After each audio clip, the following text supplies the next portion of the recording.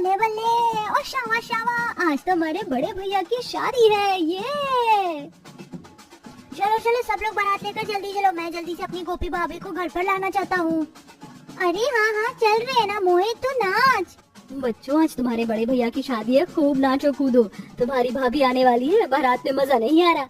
हाँ हाँ माँ, काजल तो तैयार है ना?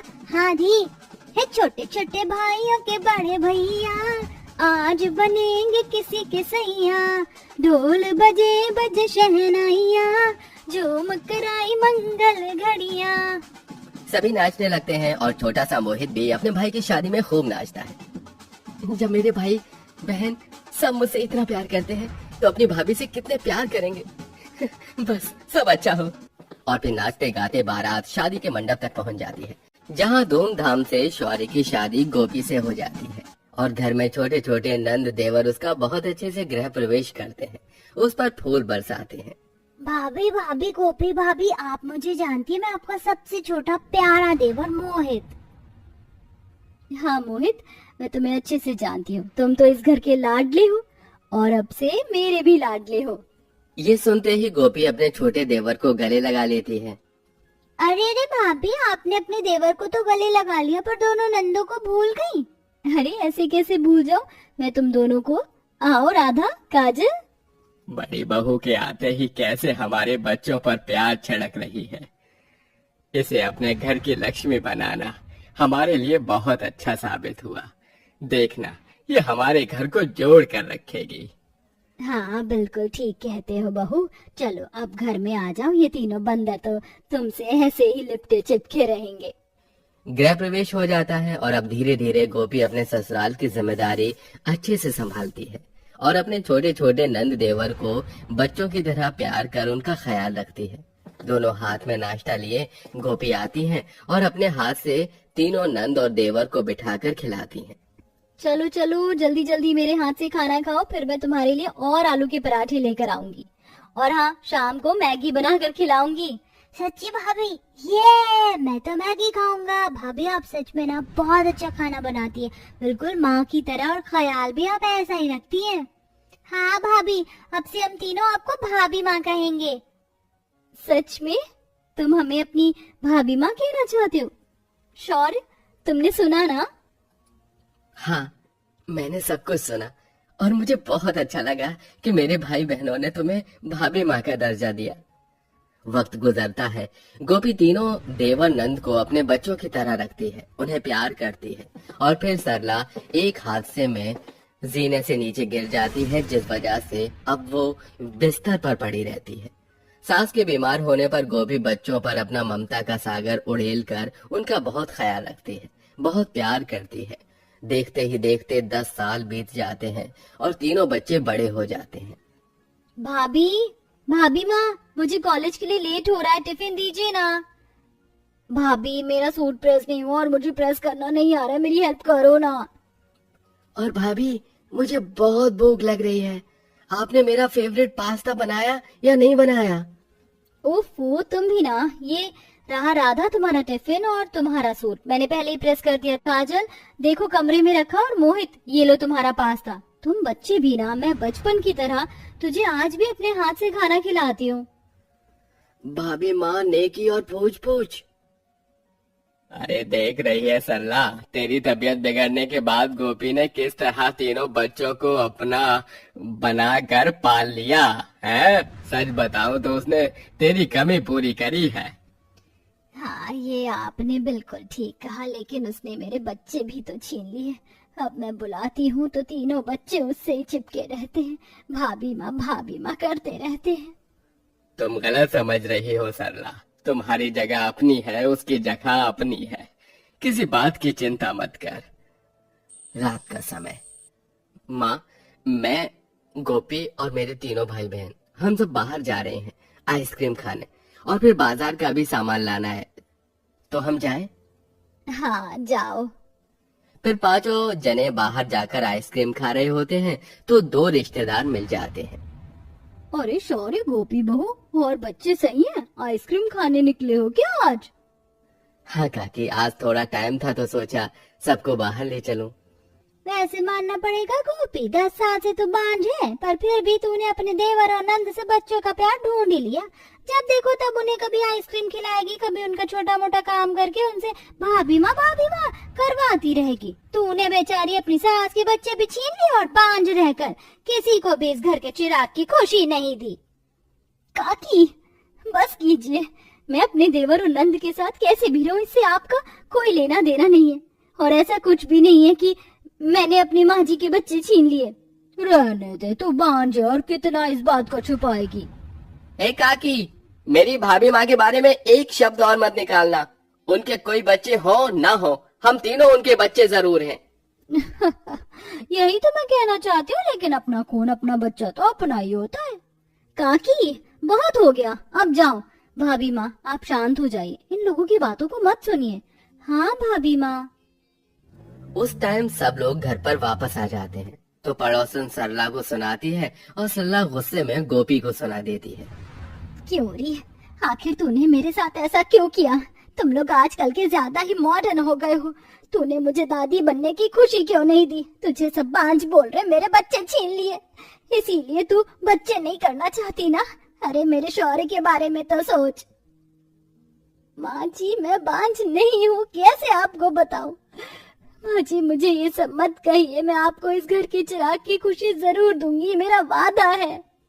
गोपी अपने कमरे में बहुत रोती रहती है तो शौर्य उसे समझाता है। गोपी तुम किसी की बात मत सुनो, क्योंकि जो असल बात है वो हम तो जानते ही हैं। हाँ सॉरी, मुझे सब पता है। तुम जानते हो ना हमने ये सब क्यों किया, लेकिन अब वक्त आ गया कि माँ जी को उनके पोते या पोती की खुशी दी जाए। मैं और ताने नहीं सुन सकती। ठीक है। समय गुजरता है, गोपी और शौर्य अपने बच्चों के लिए प्लान करते हैं और एक दिन गोपी की तबीयत खराब हो जाती है। शौर्य उसे डॉक्टर के पास ले जाता है और जब दोनों घर पर वापस आते हैं तो घर में गोपी के प्रेगनेंसी की बात सुनकर सब लोग खुशी से उछलने लगते हैं। अरे वाह, क्या सच में तुम दोनों ने मुझे दादी बनने की खुशी सुनाई है? आखिरकार इस घर में 10 साल बाद मेरी इकलौती बहू माँ बनने वाली है। मैं बहुत खुश हूँ। हे शौर्य के पापा, ढोल नगाड़े बजवा दो और तुम दोनों सुन लो। तुम्हें अपनी भाभी का बहुत ख्याल रखना है जितना उन्होंने तुम्हारा रखा है। हाँ माँ, चिंता मत कीजिए, हम भाभी माँ का बहुत ख्याल रखेंगे। और भाभी माँ, मैं तो आपको बिल्कुल परेशान नहीं करूँगा। आप मुझे चाचू बनाने वाले हैं ना? हाँ मेरे बच्चे, आप भी चाचू बनेंगे। शौर्य तुम देख रहे हो ना घर में सब कितना खुश हैं। मैं भी बहुत खुश हूँ, आखिर मुझे वो खुशी मिल ही गई। हाँ बिल्कुल। मैं अभी मिठाई लेकर आता हूँ। मुकेश मिठाई ले आता है और घर में और बाहर के लोगों को सबको खिलाता है और बांझ बोलने वाले लोगों का मुंह बंद करता है।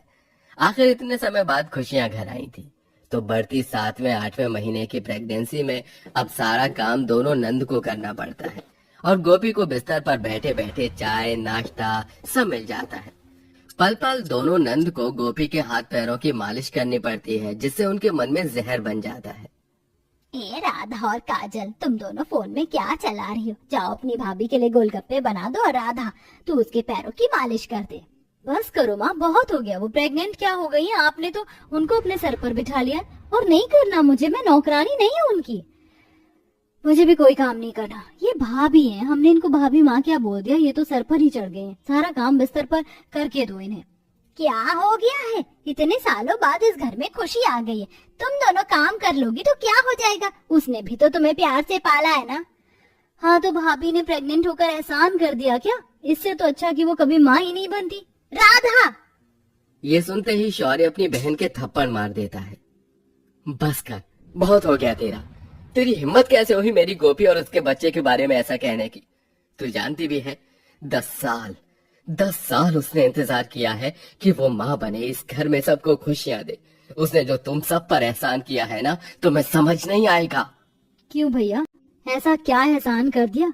बांझ तो थी वो। मैं बताता हूँ। नहीं शौर्य, रुक जाइए, किसी को कुछ भी मत बताओ। तुम लोग हमसे क्या बात छुपा रहे हो? बता शौर्य, बता मुझे। मैं बताता हूँ माँ। उस दिन जब आप जीने से गिर गई थी तो हॉस्पिटल से लाने के बाद मुझसे तीनों आकर लिपट कर बहुत रो रहे थे।